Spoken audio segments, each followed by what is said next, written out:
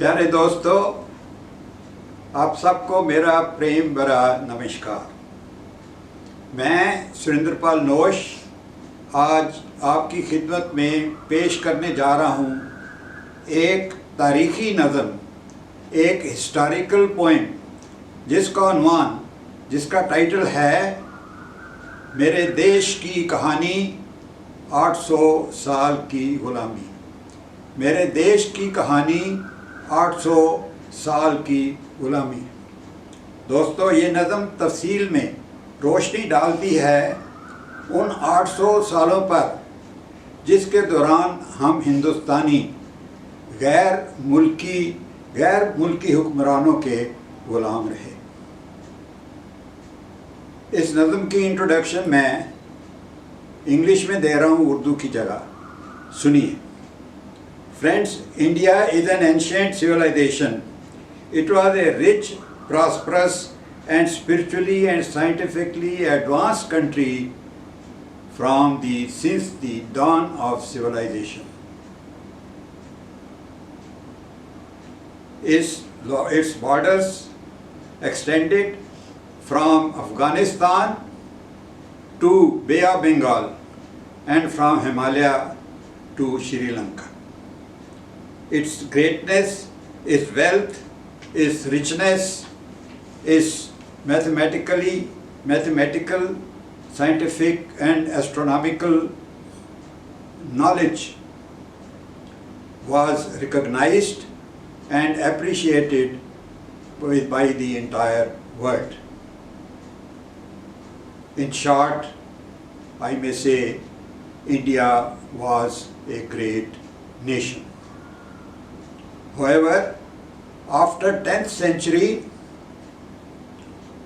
invaders mainly from the west started invading India and made inroads into the country. They came repeatedly, and over a period they defeated the entire peace-loving Indians. They defeated the peace-loving Indians and occupied the whole country and became its rulers. दोस्तों, India's ग़ुलामी was including the period of 800 years, including the period under the British rule. We became independent only in 1947.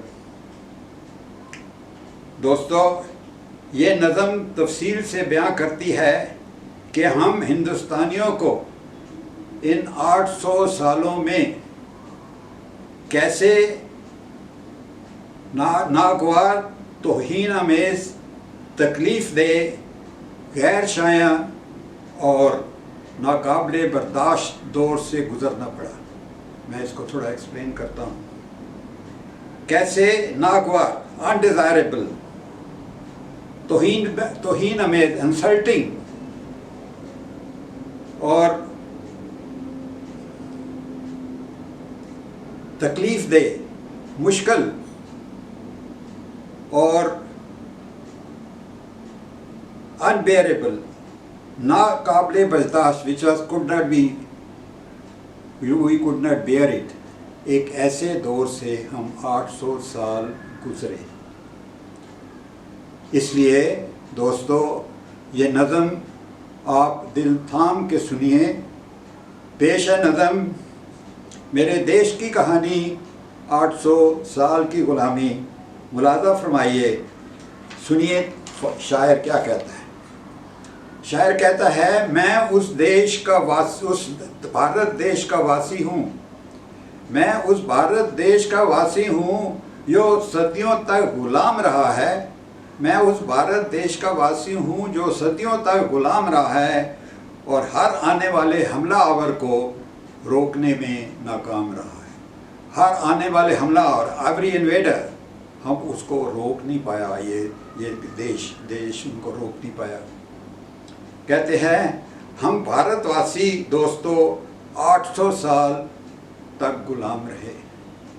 हम भारतवासी 800 साल तक गुलाम रहे, और इस लंबी गुलामी में दोस्तों, उस लंबी गुलामी में दोस्तों हम इतने जलील और ख्वार हुए, जलील, insult, disgraced to a certain extent।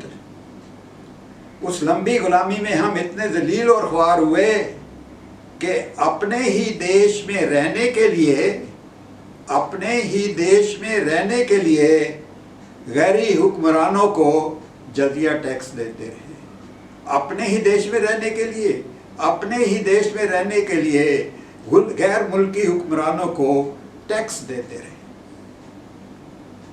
अब दूसरी साइड में आपको पेश करता हूँ हिंदुस्तान की। इन हमला आने से पहले, इन हमला आवरों के आने से पहले हमारा देश बहुत महान था। इन हमला आवरों के आने से पहले हमारा देश बहुत महान था। देश में चारों तरफ खुशहाली थी, गुर्बत का कहीं नाम ना था। चारों तरफ खुशहाली थी, गुर्बत का कहीं नाम था। गुर्बत, गरीबी नहीं थी, चारों तरफ खुशहाली थी इन लोगों के आने से पहले। और आगे सुनिए वो क्या कहता है। सोना चांदी हीरे मोतियों के, सोना चांदी हीरे और मोतियों के देश में खजाने भरे थे दौलत के। सोना चांदी और हीरे मोतियों के देश में भरे थे खजाने दौलत के, और भारत की लाइंदाज मालोदार के किस्से, भारत की लाइंदाज में अनलिमिटेड वेल्थ, मालोदार, बेअंदाज मालोदार के चर्चे दुनिया के कोने कोने में फैले थे। दुनिया के कोने कोने में कितनी दौलत है, कितना वेल्दी ये देश है, सारी दुनिया जानती थी। आगे सुनिए वो इसका डिफाइन करता है। किसी चीज़ की भी देश में कमी न थी, किसी चीज़ की भी देश में कमी न थी। यहाँ सब लोग ठाठ से रहते थे। किसी चीज़ की भी देश में कमी ना थी, सब लोग ठाठ से रहते थे। इसलिए दुनिया में हर मुल्क के लोग, सुनिए, इसलिए दुनिया में हर मुल्क के लोग भारत को सोने की चिड़िया कहते थे। इसलिए दुनिया में हर मुल्क के लोग भारत को सोने की चिड़िया कहते थे, गोल्डन बर्ड। पर आगे 4 लाइनें बहुत मैंने खेद हैं, वो सुनिए। कहता है, जब दुनिया अभी तारीकी में थी, जब दुनिया अभी तारीकी में थी, उस वक़्त भारत तहजीब व तमद्दन का मरकज़ था। जब दुनिया अभी तारीकी में थी, अभी डार्क एज में थे, एंशिएंट सिविलाइजेशन है हमारी। हम जब दुनिया अभी अंधेरे में थी, उस वक़्त तमीज़ व तमद्दन, that means they cultured, intellectually advanced, highly civilised country, जब लोग अभी, और दूसरे देश, दूसरी दुनिया के दूसरे देश अभी तारीकी में थे, अंधेरे में थे। और हर इल्म की शाख में देश हमारा, हर इल्म की शाख में देश हमारा सारे जहां में सबसे आगे था। That means we were leading in the knowledge in every field. Bharat was leading the whole world in every field of knowledge. और आगे सुनिए वो कहता है, रामकृष्ण गौतम और गुरु नानक देव जी, रामकृष्ण गौतम और गुरु नानक जी जैसे महापुरुषों ने भारत में जन्म लिया। रामकृष्ण गौतम और गुरु नानक जैसे महापुरुषों ने भारत में जन्म लिया, और फिर अमन, चैन, प्यार और अहिंसा का, फिर अमन, चैन, प्यार और अहिंसा का दुनिया के कोने कोने में प्रचार किया। कोने कोने में प्रचार किया। इन महापुरुषों ने क्या? Peace, non violence, love, affection, brotherhood. They spread this message to the whole world. लेकिन उसका नुकसान क्या हुआ, ये सुनिए। वो कहता है, इसलिए लड़ना, मारना और खून बहाना लड़ना मारना और खून बहाना भारतवासियों की फितरत में न थे। रहम दिली, प्यार, मोहब्बत और सरबत का भला, रहम दिली, प्यार, मोहब्बत और सरबत का भला, ये बुनियादी असूल भारत के थे। भारत के असूल क्या थे? क्या थे वह? किस चीज़ों में भारत का कल्चर क्या था? उनके आइडियाज़ क्या थे? क्या? रहम दिली, प्यार, मोहब्बत और सबका भला, सरबत का भला। तो आगे 4 लाइनें फिर बहुत इम्पोर्टेंट है, सुनिए। वो कहता है, अगर तहजीब याफ्ता अदबी और महज़ब होती दुनिया, अगर तहजीब याफ्ता अदबी और महज़ब होती दुनिया, तो ये भारत के इखलाकी असूल बड़ी ताकत होते। मगर गैर महज़ब और नाशाइस्ता हमला आवरों के सामने ये आला असूल भारत की शिकस्तों का बायस बने, उनका वजह बने। ये एक इतने आला असूल थे, अखलाकी असूल थे, मॉरल वैल्यूज़ थी। High class moral values of this country would have been great if the whole world was civilized। कहते हैं अगर तहजीब याफ्ता और अदबी और महज़ब होती दुनिया, दुनिया अगर सिविलाइज होती तो ये असूल बहुत ग्रेट होते, माने जाते, बहुत ताकत होती देश की। लेकिन क्योंकि जो हमलावर आवर आए वो गैर महज़ब और नाशाइस्ता हमला आवरों के सामने, गैर महज़ब मीन अनसिविलाइज, नाशाइस्ता मीन्स क्रूड, अनरिफाइंड, उनके सामने भारत के ये आला असूल, ग्रेट असूल, इखलाकी असूल, मॉरल वैल्यूज़ उनकी शिकस्तों का बायस बने, उनकी शिकस्तों का बायस बने। दोस्तों, जब भारत के बेपनाह मालो दर के किस्से हमारे हमसाए मुल्कों के कानों तक पहुँचे तो लूटने को हमारे देश की दौलत वो भारत पर हमला करने के मंसूबे बनाने लगे।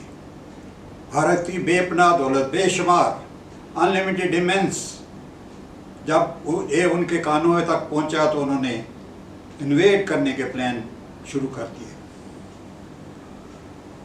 शायर कहता है, जो भी हमलावर आए मगरब की जानिब से, मगरब वेस्ट, जो भी हमलावर आए मगरब की जानिब से, वो ताकतवर भी थे और जांबाज भी थे, ताकतवर भी थे और जांबाज भी थे। इसलिए शांति और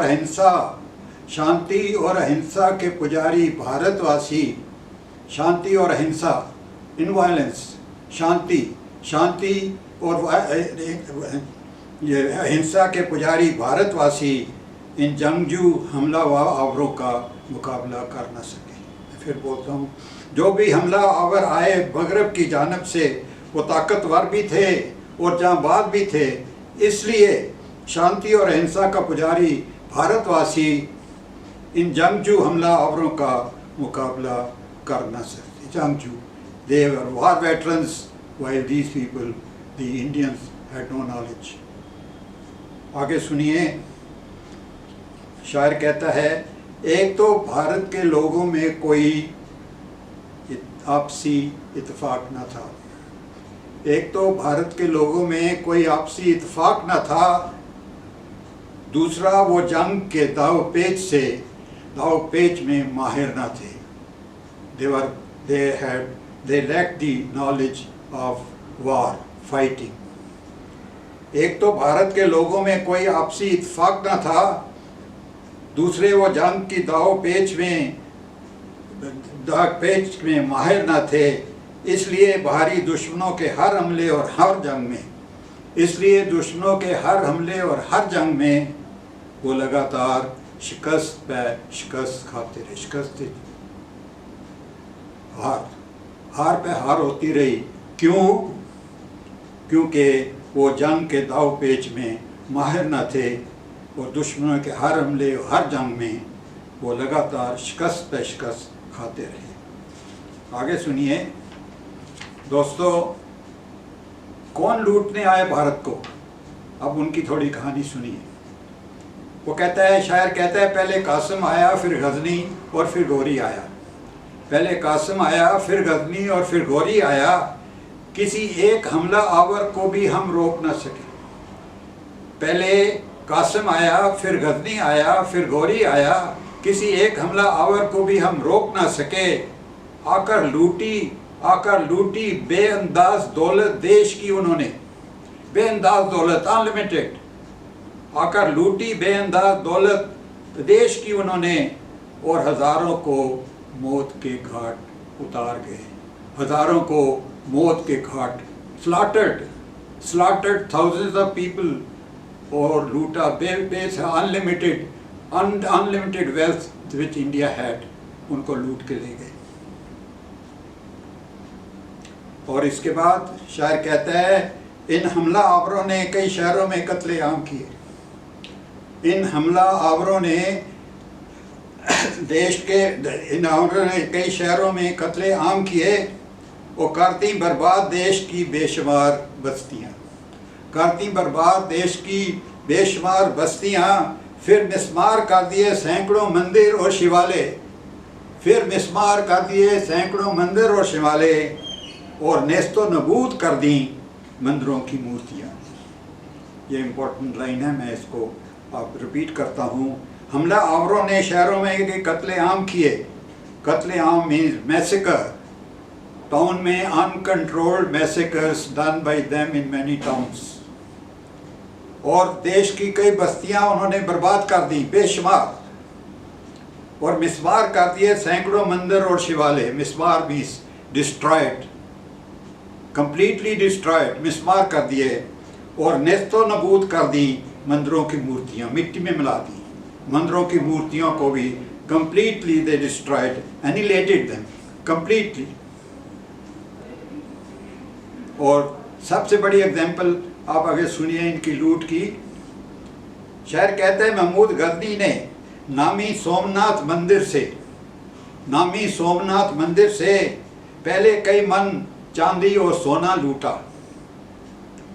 महमूद गजनी ने नामी सोमनाथ, नामी बहुत मशहूर, very rich and very well known मंदिर, महमूद गजनी ने नामी सोमनाथ मंदिर से पहले कई मन चांदी और सोना लूटा, फिर मिटा दिया नामो निशान इस मुकद्दस मंदिर का। फिर मिटा दिया नामो निशान इस मुकद्दस, इस होली टेम्पल, इसका नामो निशान मिटा दिया, और बहाया खून हजारों बेगुनाह इंसानों का। मंदिर को कंप्लीट डिस्ट्रॉय करने के बाद जो आसपास लोग थे उनको सब कुछ मर्डर करके, स्लॉटर करके चले गए।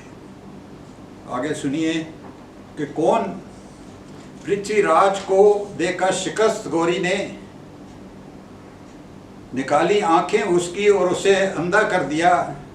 फिर ऐबक ने 1206 में किया दिल्ली पर कब्जा, फिर ऐबक ने 1206 में किया दिल्ली पर कब्जा, और हिंदुस्तान का पहला सुल्तान बन गया।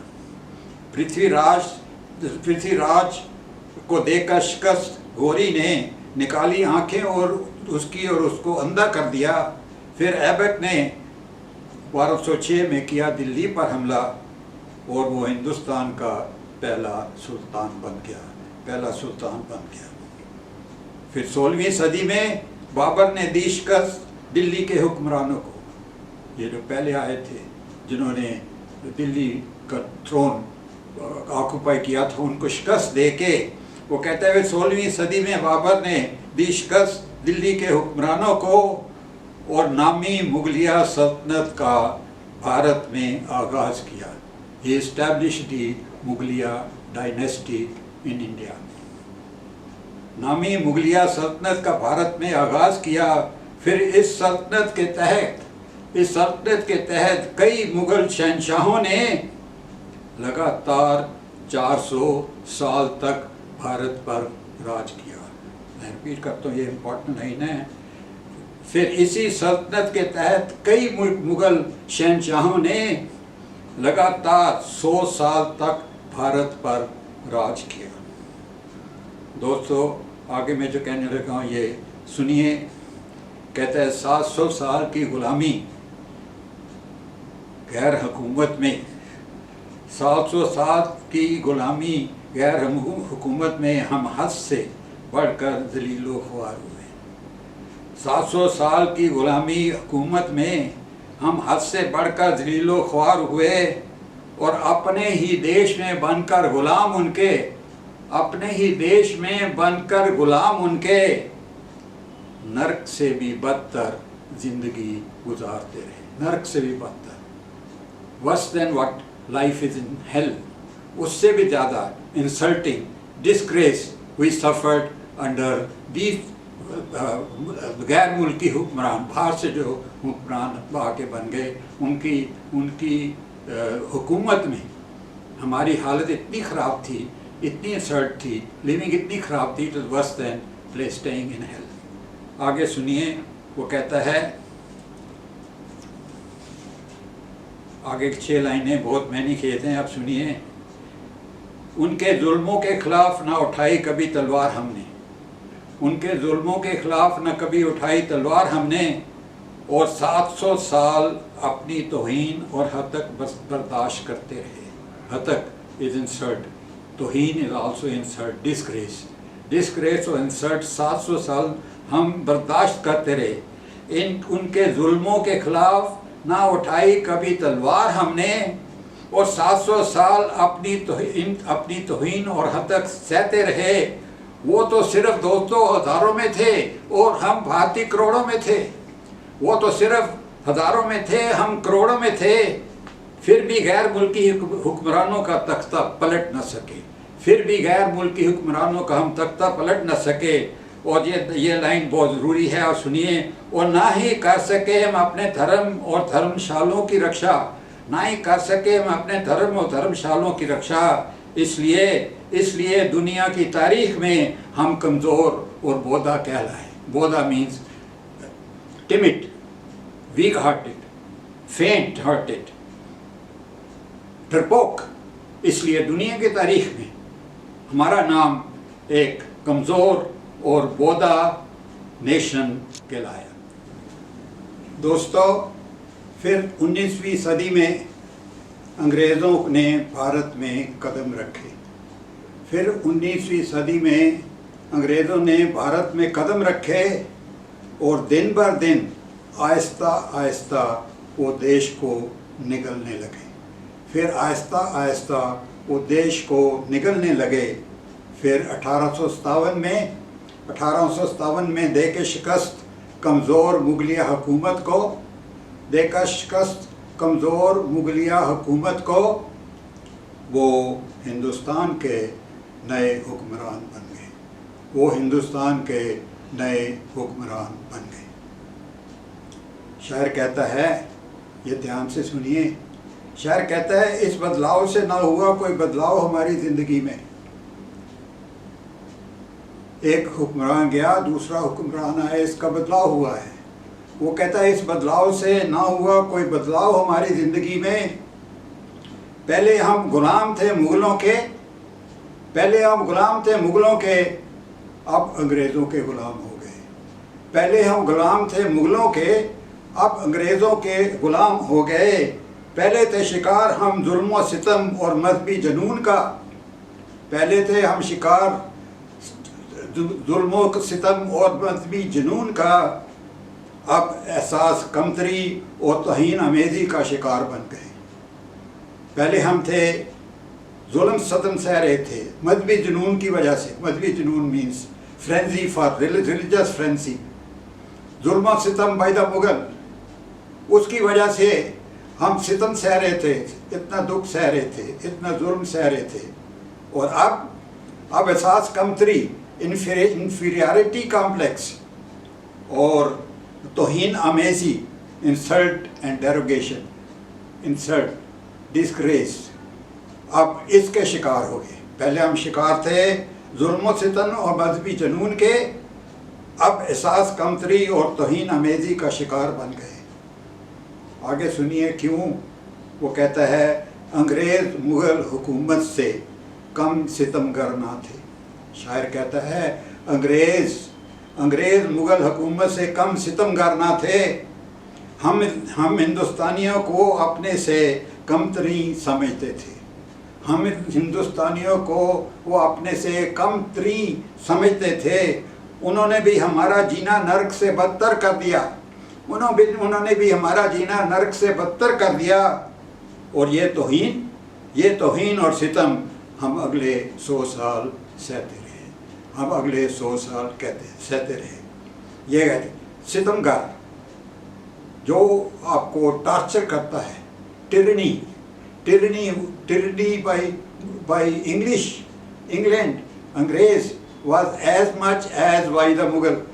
उससे कहने का यह है, इसलिए उन्होंने भी वो अपने आप को हमें आप अपने से कमतर समझते थे, नीचा समझते, इन्फीरियर समझते थे। We were inferior people, Hindustanis are inferior for them. So this was an insult, this was derogation to us. And ये तौहीन और ये सितम, तौहीन इज इंसल्ट और ये सितम, ये टार्चर हम अगले 100 साल सहते रहे। आगे सुनिए वो क्या कहता है। एक बहुत सिग्निफिकेंट फैक्ट है, शायर आपको बताना चाहता है। शायर कहता है अंग्रेज थोड़े से थे और हम करोड़ों में थे। अंग्रेज बहुत थोड़े से थे और हम करोड़ों में थे, फिर भी ना उठाई तलवार हमने कभी खिलाफ उनके, फिर भी ना उठाई कभी तलवार हमने खिलाफ उनके। ना ही की बगावत और ना ही दिखाई कोई मर्दानगी हमने, ना ही की कोई बगावत और ना ही दिखाई कोई मर्दानगी हमने। और बैठे चुपचाप उनके जुल्मों सितम और तौहीन बर्दाश्त करते रहे। ये बड़ी इंपॉर्टेंट लाइन है, बैठे चुपचाप उनके जुल्म और तौहीन बर्दाश्त करते रहे। तौहीन, इंसल्ट, जुल्म, टिरनी, ऑपरेशन, हम चुपचाप उनके अगेंस्ट कोई एक्शन नहीं लिया हमने। आगे सुनिए, शायर कहता है ये सच है कि शहीद भगत सिंह, झांसी की रानी और सुभाष बोस जैसे शहीद भगत, झांसी की रानी और सुभाष चंद्र बोस जैसे चंद देशभक्त जाननिसार और जहांबाज देशवासियों ने अंग्रेज़ों के जुल्म और तौहीन आमेज़ी के खिलाफ उठाई तलवार, अपनी तलवार उठाई, मगर अंग्रेज़ी हुकूमत के सामने इन मुट्ठी भर लोगों की कुर्बानी कुछ काम ना आई। मुट्ठी भर, थोड़े से लोग थे, बाकी सब लोगों ने एक्सेप्ट कर लिया। वो सितम और तौहीन सहते जा रहे थे, लेकिन इन कुछ लोगों ने किया, मुट्ठी भर वो हुकूमत को उनका तख्ता ना पलट सके। आगे सुनिए, शायर कहता है लूटा अंग्रेज़ों ने हिंदुस्तान को कुछ इस तरह, लूटा अंग्रेज़ों ने हिंदुस्तान को कुछ इस तरह कि हम गरीब देशों से भी ज़्यादा गरीब हो गए। लूटा अंग्रेज़ों ने हिंदुस्तान को कुछ इस तरह कि हम गरीब देशों से भी ज़्यादा गरीब हो गए। उस बेहिसाब लूट को भी ना रोका हम भारतीयों ने। बेहिसाब, इमेंस, अनलिमिटेड लूट भाई इंग्लिश, हम उसको भी ना रोकते। बस क्यों? बस बैठकर अहिंसा और शांति का राग अलापते रहे, बैठे हुए अहिंसा और शांति का राग अलापते रहे। दोस्तों, लेकिन आगे अच्छी खबर ये है, ये तो हमारी खुश नसीबी थी कि दूसरी आलमी जंग में, ये तो हमारी खुश नसीबी थी कि दूसरी आलमी जंग में इंग्लैंड दिवालिया हो गया माली तौर पर बहुत बुरी तरह। इंग्लैंड दिवालिया हो गया माली तौर पर बहुत बुरी तरह, और उनकी फ़ौजी ताकत भी पड़ गई कमज़ोर इतनी, उनकी फ़ौजी ताकत ही पड़ गई कमज़ोर इतनी कि मजबूरन उनको हिंदुस्तान छोड़कर जाना पड़ा। उनकी माली ताकत कमज़ोर हो गई।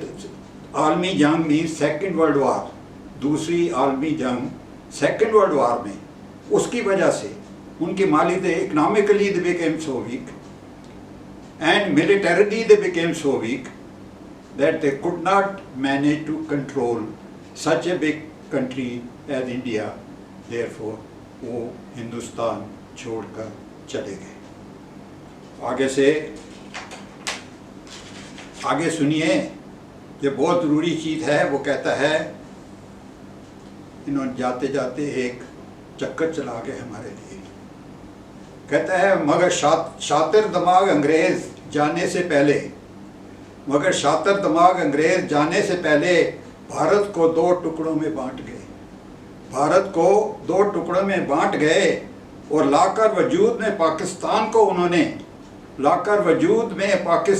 उन्होंने हमारी राह में सदा के लिए कांटे बखेर गए। हमारी राह में सदा के लिए कांटे बखेर गए। हमारी राह में सदा के लिए कांटे बखेर। दोस्तों, अब आप सुनिए इस नज़म का अंतिम अध्याय।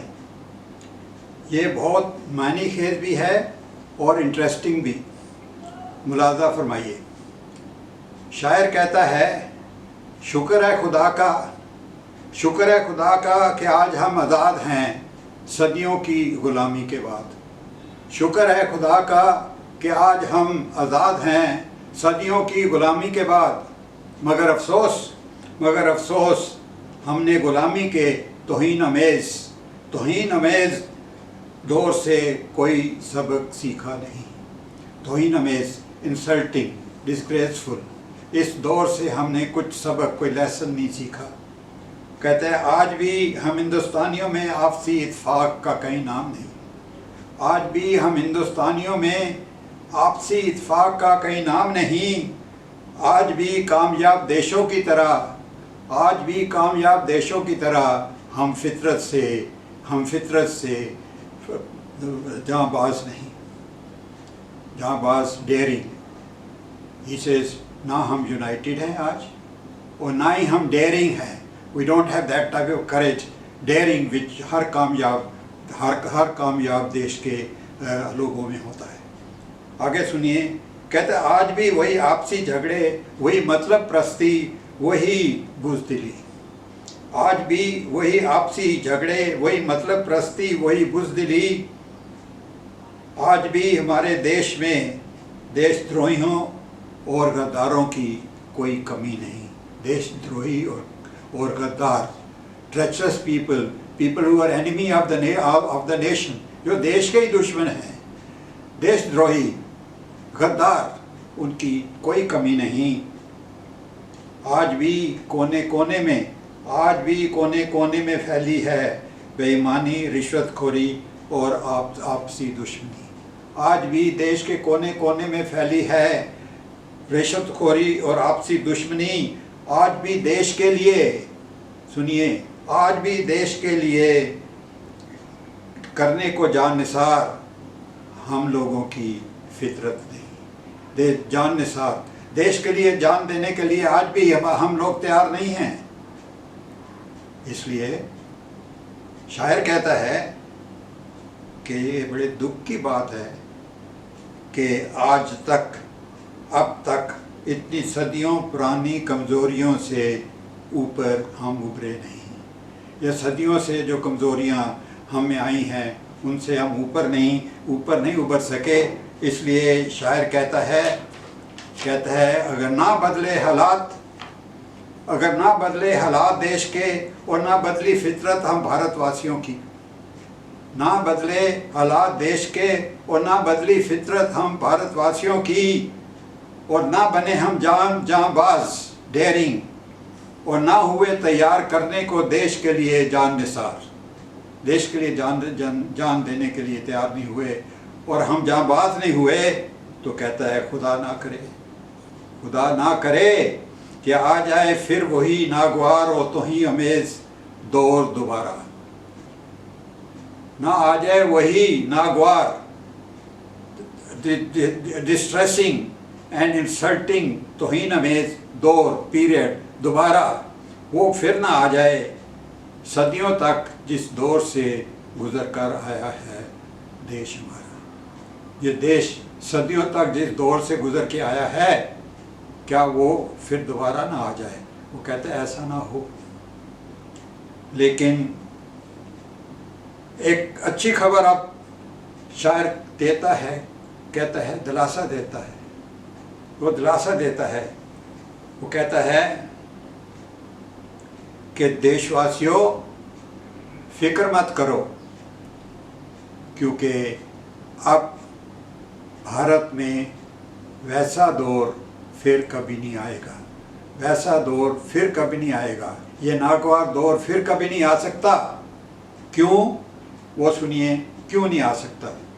वो कहता है ये हमारी खुशकिस्मती है, ये हमारी खुशकिस्मती है कि पिछले कुछ सालों में हमारे देश में पिछले कुछ सालों से हमारे देश में भेज दिए हैं कुछ नूरानी मसीहे अर्श से भगवान ने, भेज दिए हैं नूरानी मसीहे अर्श से भगवान ने। आ गए हैं ऐसे हैरत अंगेज बदलाव देश में उनकी सरपरस्ती से।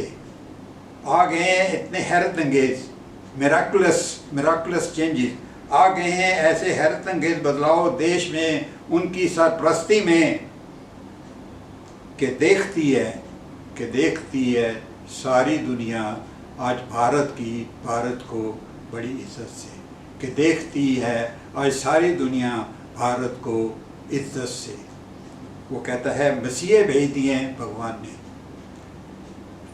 हेवनली पैसेंजर विद खुदाई पावर, गॉडली पावर, ऐसे मैसेंजर भगवान ने अर्श से भेजे, आसमान से भेजे हैं, और जिनकी सरपरस्ती में वो कह रहा है ऐसे हैरत अंगेज मिराकुलस चेंजेस हो चुकी हैं, आ गई हैं कि सारी दुनिया आज भारत को एक इज्जत की तरफ से इज्जत से देखती है। और आगे सुनिए वो कह गया है, बहुत ज़रूरी है। वो कहता है हो गए हैं अब हम इतने ताकतवर फौजी, माली और इल्म की हर शाख में। हो गए हैं हम ताकतवर इतने फौजी, माली और इल्म की हर शाख में कि नहीं हिम्मत किसी मुल्क की नहीं हिम्मत किसी मुल्क की के ले जाए वो भारत को फिर गुलामी के दौर में। किसी की जुर्रत नहीं है, किसी मुल्क की ये जुर्रत नहीं है कि वो कोई देश को, भारत को दोबारा गुलामी के दौर में ले जाए। क्यों?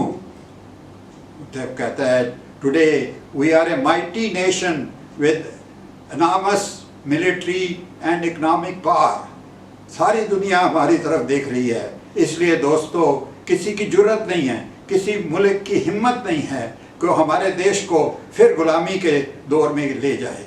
ये एक बहुत अच्छी खबर है वो देता है। वो कहता है इसलिए दोस्तों किसी बात का फिक्र मत करो कि ऐसा दौर हिंदुस्तान में कभी नहीं आएगा, ऐसा दौर हिंदुस्तान में फिर कभी नहीं आएगा। दोस्तों आप सबका बहुत बहुत शुक्रिया, आपने ये नज़म इतने प्यार से सुनी। खुदा आपको खुश रखे, शादाब रखे, आबाद रखे, आप में नज़दीक कोई गम, कोई दुख नहीं आए।